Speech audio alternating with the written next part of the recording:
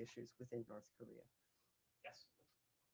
How do you assess the human rights record in the Middle East?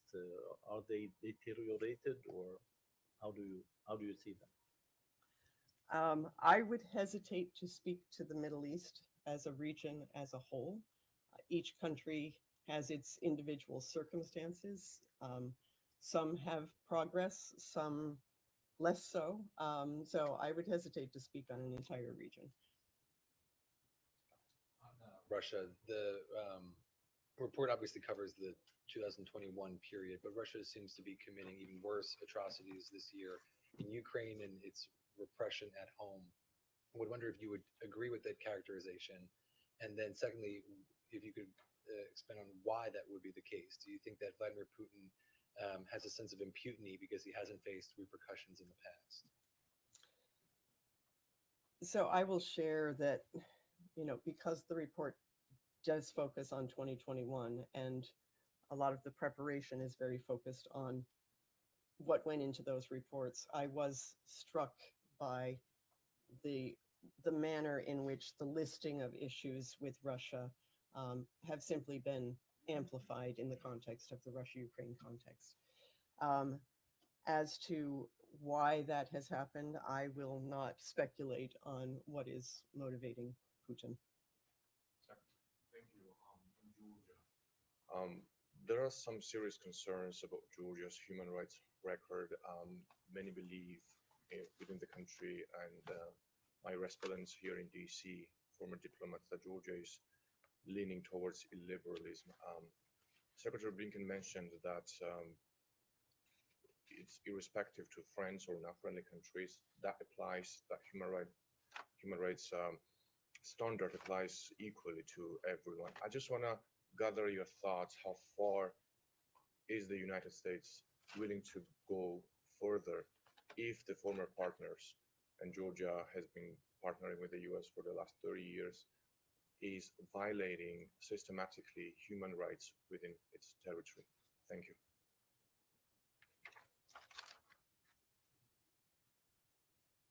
So clearly we do have a list of human rights concerns with Georgia. I will also note that we have been following actions such as the October elections. And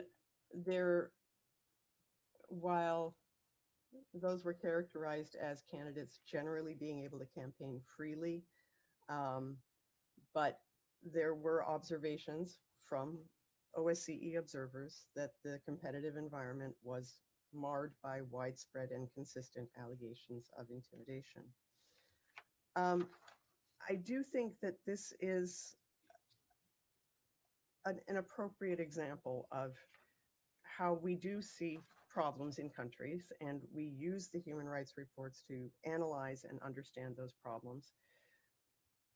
But in understanding and analyzing, we try to find ways to move forward. And as long as there is opportunity for engagement with a government, we will continue to engage on those human rights issues.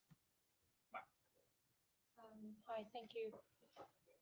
I know that the report covers last year, but I just wanted to ask you something a little bit more contemporary. There has been a lot of reporting, an increase in reporting of accounts of rape and sexual violence from Ukraine. UN human rights monitors are seeking to verify these allegations of sexual violence by Russian forces.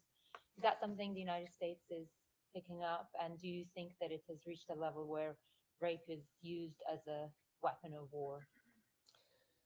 So the reports of sexual violence are certainly something that we are tracking, both in our own efforts to understand what is happening in Ukraine, in our own efforts to catalog what is happening there, and through the various citizen level mechanisms and multilateral approaches that are all gathering information.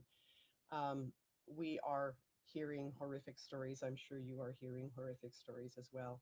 And that is something that we will continue to gather and ultimately, ideally, have it feed into transitional justice mechanisms. bit on that as well. Sorry to bring it back to Ukraine. There's also been a claim by the Ukraine's UN ambassador that Russia has taken more than 121,000 children out of Ukraine, and is reportedly drafting a bill to simplify and accelerate adoption procedures for orphans. This is something obviously coming from the Ukrainian side. Is this something that, that the US is also tracking and looking into in terms of the kind of behavior that is being reported by the Ukrainians? This is certainly something that we have heard about. This is something that we will continue to try to learn more about and try to determine what action may be possible. Final question? Yes. These reports every year include a lot of details about LGBTQ rights abroad, and I'm just wondering if you have any thoughts about folks who might be critical of that in the context of what's happening here in the United States with bills like the Don't Say Gay bill in Florida, efforts to discriminate against transgender folks, et cetera. Any thoughts on that point?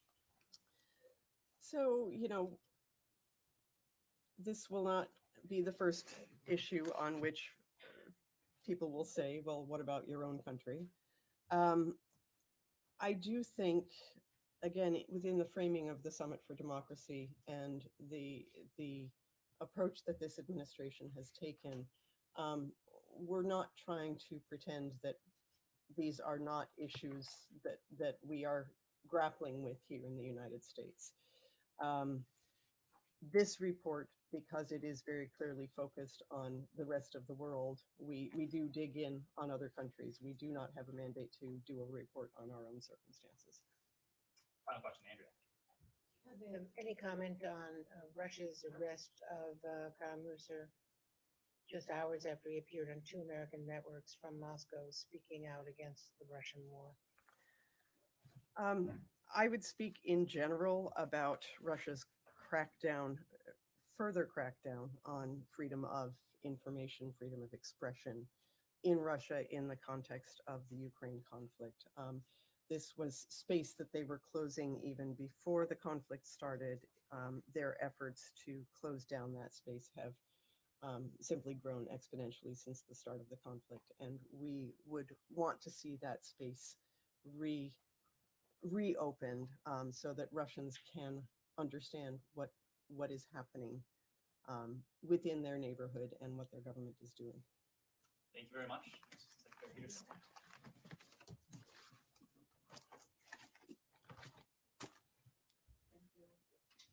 See you next year. Not sooner. See you. Yes. Hopefully sooner. Let me actually start where you left off, Andrea, and to go back to a point that Connor raised. And with the arrest of Vladimir Kara-Murza, to add a little more detail to this, this is someone who has previously endured arrests and even near fatal poisonings in connection with nothing more than his peaceful activities on behalf of the human rights and civil liberties of the Russian people.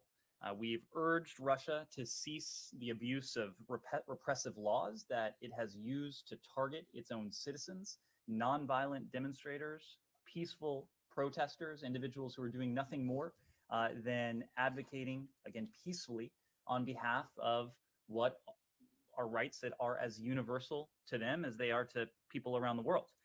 The Russian people, and this is the key point, like people everywhere, have the right to speak freely, to form peaceful associations, to exercise their freedom of expression, and to have their voices heard through free and fair elections. And Connor, you asked about the trends we're seeing in Russia. And certainly anecdotally, at least, we do seem to be seeing a crackdown, a regime that is more aggressive beyond its borders and more repressive within its borders. We've seen that last year. We spoke about that in the context of the arrest of Alexei Navalny, the subsequent arrest, detention of the thousands of individuals who, again, peacefully took to the streets to protest his detention. We've seen that just over the past 24 hours with the arrest of Vladimir Kara-Murza. We've seen that in recent weeks with the detention of more than 15,000 Russians who took to the streets to protest what their own government is doing purportedly in their name, and the subsequent crackdown that we've seen in towns and cities across Russia, from Moscow to St. Petersburg, Vladimir Putin's hometown, to towns and cities across the country. I think if you look at this, these are not the actions of a government that is confident. These are the actions of a government, of a regime that is fundamentally insecure, that is not willing to allow its own people to do what is the right of every people everywhere, to voice their protests, to march peacefully, to form associations, and to make their voices and their free will heard. Andrea. In a related issue, in clear rejection of the president's appeal to President Xi, China is reportedly increasing its echo chamber of the Russian false statements about atrocities, false claims that it was Ukraine that staged a lot of these atrocities. Is there anything more between the U.S. and Beijing in trying to get them to not propagate these propaganda from Russia? These lies. This has been a topic between, to include at the highest levels, between the United States and the PRC. President Biden did have an opportunity to address this. Other senior officials in this government have had an opportunity to address this. The fact is, at the end of the day, the PRC is going to make their own choices about their partnerships, their alliances, their actions, and their messaging. And this would not be the first time that we have seen false propaganda emanate from the organs of the PRC. It won't be the last time. Our concern, however, is that this time is different, because the issue is not the sort of run-of-the-mill propaganda that we expect to hear from governments that have something of an adversarial relationship with the truth on occasion. This is an effort that may seek to provide cover to Russia's potential plans to employ some of the most heinous weapons in their arsenal against the free people of Ukraine.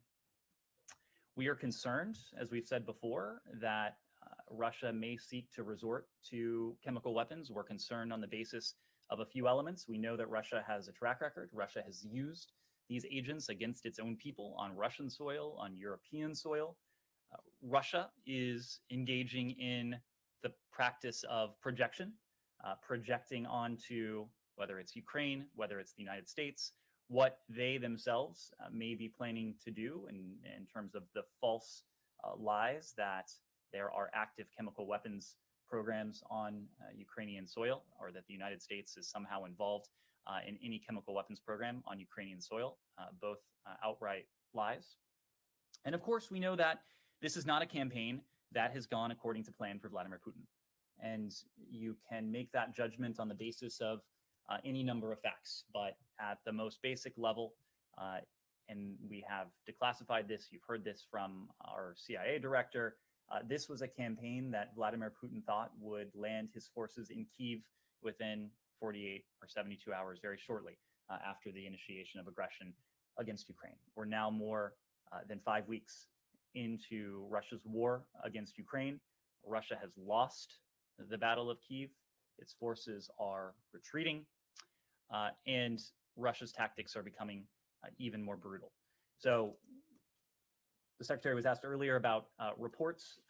We're not in a position to confirm anything at this time, but we've long voiced our concern, and long voiced our concern that any government would seek to lend any degree of credibility to what appear to be nothing more than outright lies, seeking to cover, obfuscate what Russia may be planning to do in terms of the employment of chemical weapons. Kyla, I'll come back. On that, could you provide any more clarity on the U.S. role in confirming these reports? Have you guys just offered to assist in determining if these chemical weapons were used, or is there an active process underway, and you guys are part of that process? Are you reviewing any evidence and the like? So this, in some ways, started before the reports that emerged yesterday, and you heard from the secretary just a moment ago that we had developed credible information preceding the reports that came to the fore yesterday, that Russia's forces may use a variety of riot control agents, and that includes tear gas mixed with chemical agents that would cause stronger symptoms, as part of the effort to weaken and incapacitate entrenched Ukrainian fighters and even civilians as part of its campaign to take Mariupol. We've had a dialogue with our Ukrainian partners. We shared this intelligence with them, as we have shared a great deal of intelligence and information with them, both tactical and strategic. And we shared the gist of this publicly, at least in terms of the outlines of our concerns that Russia may be seeking to use to employ chemical weapons. We already have been in direct conversations with our Ukrainian partners as they are collecting facts and evidence. We do stand ready to assist in case we can be useful in terms of that investigation, whether it is any sort of technical capability or anything else. But our Ukrainian partners know that we're standing ready. And given that your intelligence predicted that this was in the realm of possibility, can you detail any specific protective equipment or anything that the United States has provided to Ukrainians?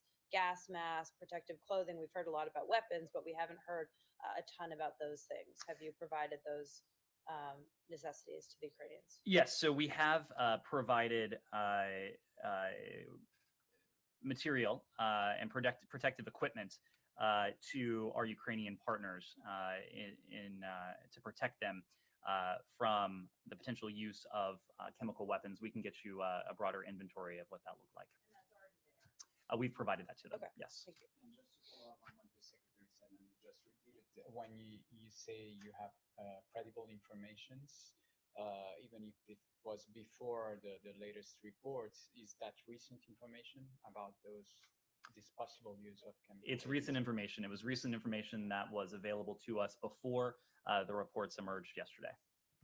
Yes. Ned, can I just switch gears a little bit, still talk about Ukraine, but can you talk a little bit about how the United States views the potential NATO membership or replication of Sweden and Finland?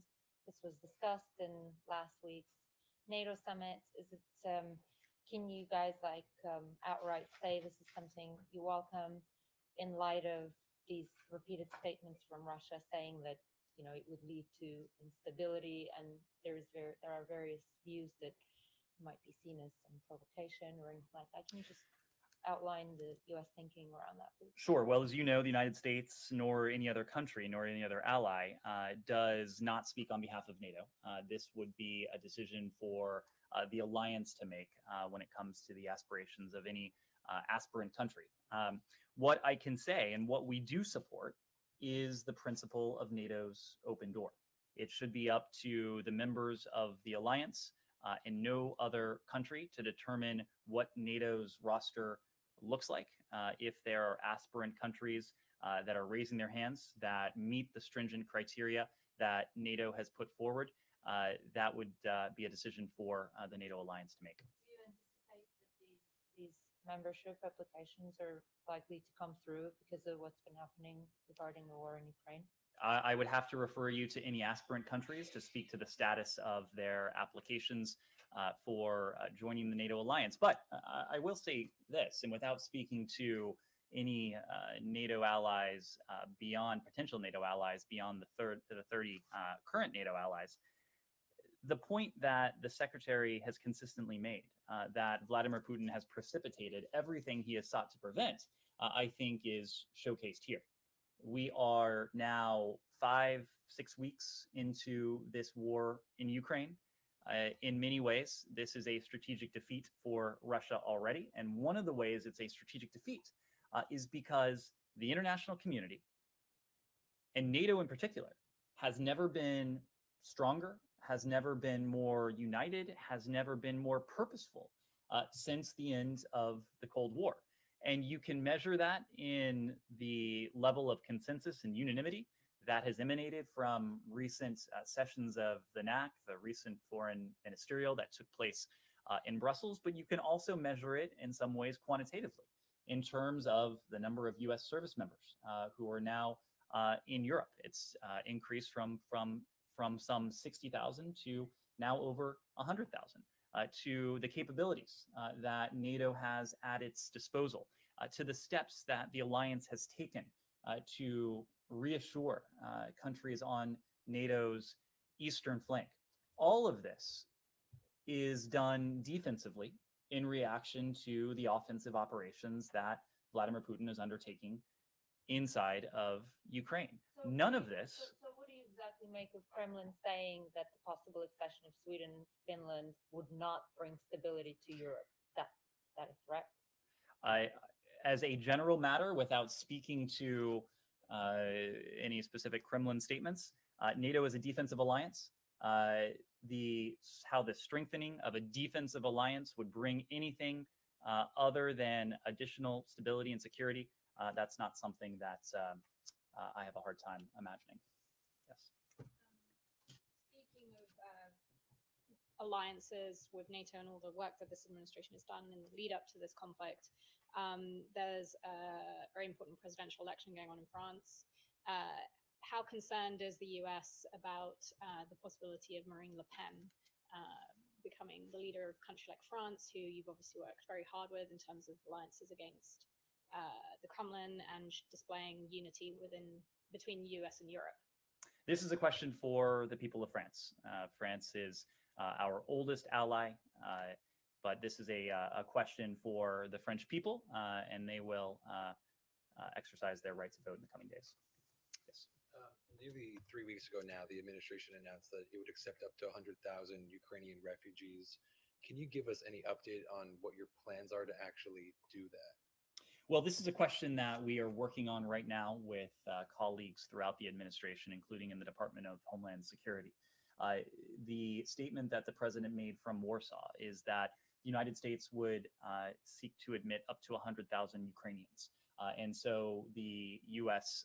RAP program, the U.S. Refugee Admissions Program, is one potential avenue that we would seek to utilize to reach that number. But there are other programs and authorities that we could potentially use, including programs and authorities that would seek to reunite and reunify families that have been separated because of President Putin's aggression in Ukraine. But even as we work on these questions with our colleagues throughout the interagency, we are already taking drastic action to support the humanitarian needs of those who have been internally displaced inside Ukraine and the millions who have been forced to flee their home country and who are now residing in most cases, nearby European countries. We also know that many Ukrainians want to stay in the region, and they want to stay in the region for a couple of reasons. In many cases, many of them have had to leave behind husbands, brothers, sons who are fighting this Russian aggression.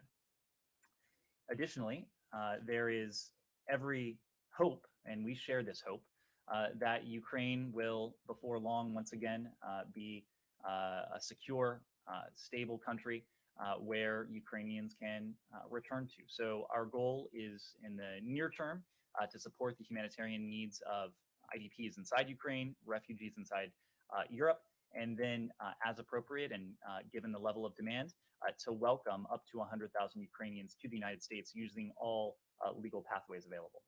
Don't want to stay in the region; they would want to come now, and so you don't have anything in place now. You're not taking action right now. There are existing programs, including the U.S. Refugee Admissions Program.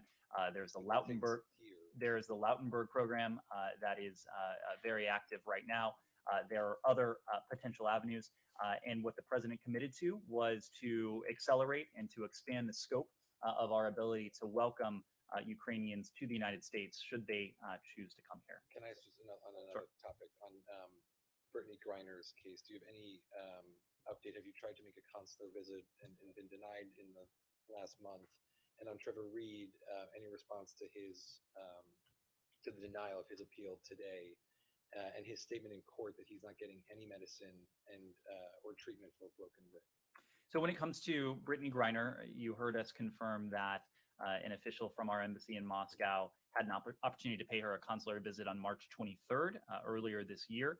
We have, beyond one-off consular visits, continued to insist that Russian authorities allow consistent, timely consular access to all U.S. citizens who are detained in Russia. That includes those who are in pretrial detention, including Brittany Griner. We are in frequent contact with her legal team, with her broader network, and we have no higher priority than the safety and security of Americans, including those who are incarcerated in Russia. Similarly, with Trevor Reed, the appeals court in Moscow today denied Trevor Reed the justice he deserves by remanding his case to a lower court. As you know, Ambassador Sullivan was in the court earlier today. He was able to talk to Trevor Reed through a camera to briefly ask him about his health, which does remain a concern of ours. The point with Trevor Reed is that he remains in prison for a crime he did not commit. And Ambassador Sullivan noted this earlier today, but the evidence at his trial was so flimsy that spectators and even court personnel laughed during the proceedings. We know that Trevor's health has deteriorated. He is in the hospital in Mordovia. He has exhibited, as you heard today from Ambassador Sullivan, symptoms of tuberculosis. We do believe that he needs urgent treatment to prevent any further deterioration in his medical condition. And we appeal once again to the Russian government to provide a treatment plan and urgent medical care so that his family can be assured that his health needs are being addressed. And above and beyond that, we continue to urge that he be released, given that he is being unjustly held and should be reunited with his family. Johnny. South Korea and Ukraine. Ukraine President Zelensky has requested WMD, weapons of mass destruction from the South Korea yesterday during he gave a speech at the South Korea's National Assembly. And the South Korean government refused to provide WMD to Ukraine. What do you think of South Korea's refusal of this request? I'm not familiar with that specific request, but any specific request that would come from our Ukrainian partners to another government, we would have to refer to that other government. Yeah. Yes, go ahead. This is justified because this WMD is willing to provide the Ukraine, and the United States also provide the Ukraine for the WMD stuff.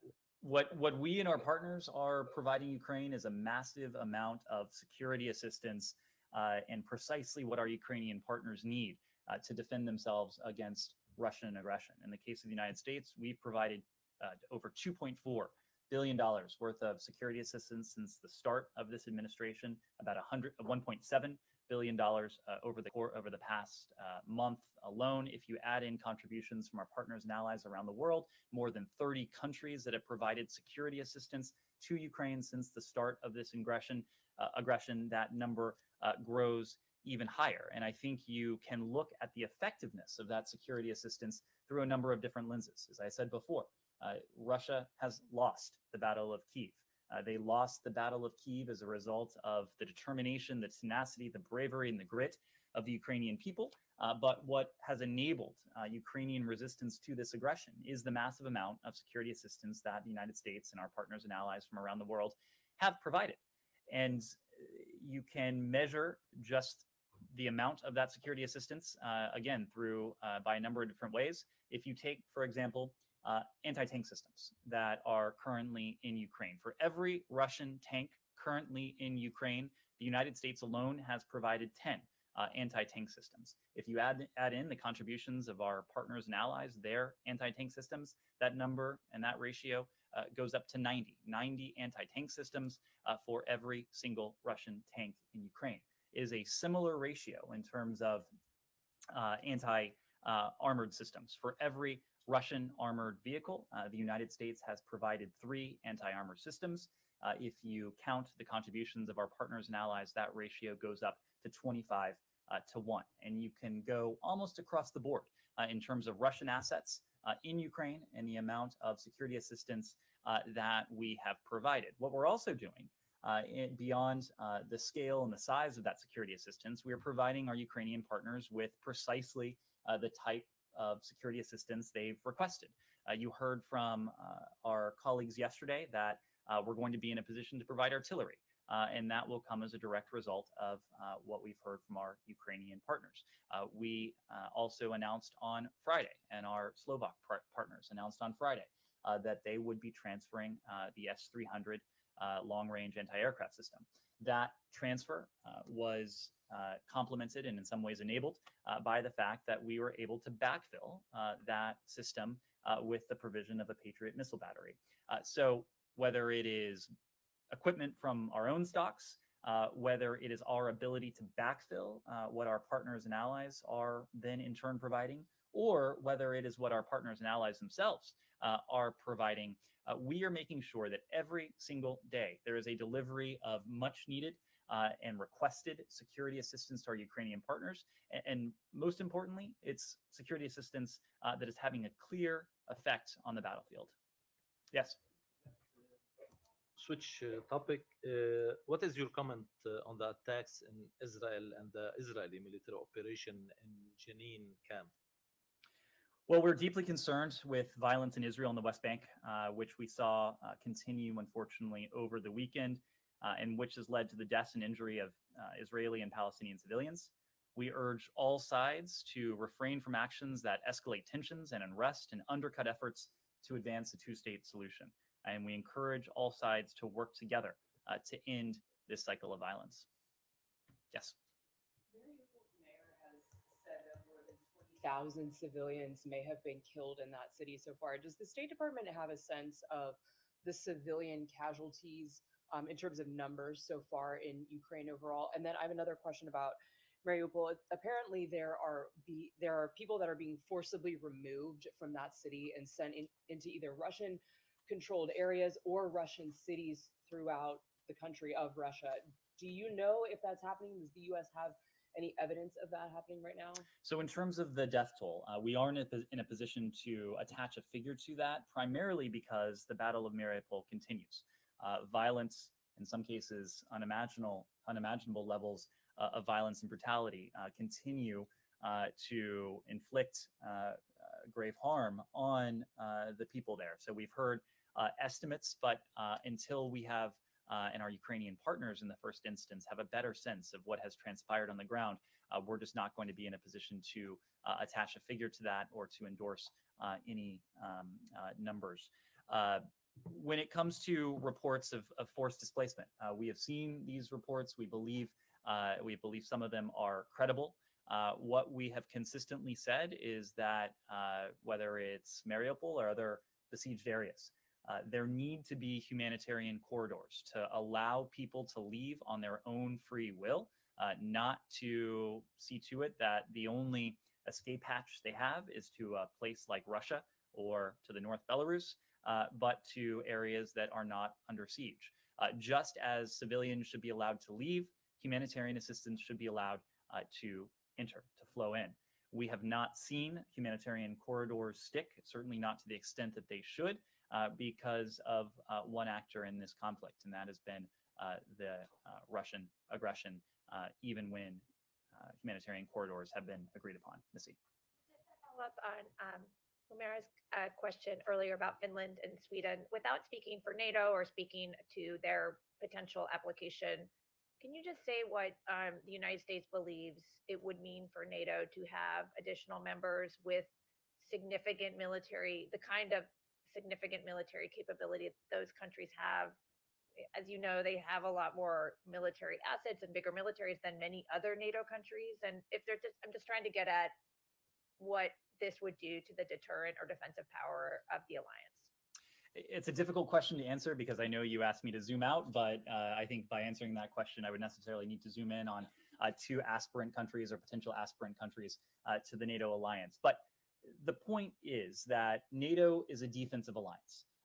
NATO now is more determined, more committed, more purposeful in those defensive aims, precisely because we have seen Russia, NATO's neighbor to the east, take aggressive action, take offensive action against countries in the region. There's a concern, of course, that President Putin's aims may not be confined solely to Ukraine. Of course, there are pro-Russia forces in Georgia, and Russia is a country that has meddled in other places as well, certainly to include Moldova. So the reason, again, without speaking to any other countries, the reason we may be seeing additional interest in a defensive alliance is precisely because we've seen offensive operations and aggression on the part of the Russian Federation. So if there is any cause of increased interest on the NATO alliance, if there is anything that at its core undergirds this sense of purpose, of unity, of determination on the NATO alliance, at the core of that, I think it's fair to say, is Vladimir Putin. One final question? Sure. Can I just ask something about Afghanistan? Does the U.S. have a hard number of how many American citizens are still in the country? How many of those people are trying to leave Afghanistan? And when was the last charter flight to take Americans out of the country? So we have made a commitment, as you know, to U.S. citizens, to lawful permanent residents, to those we have a special commitment to help them relocate from Afghanistan should they choose to do so.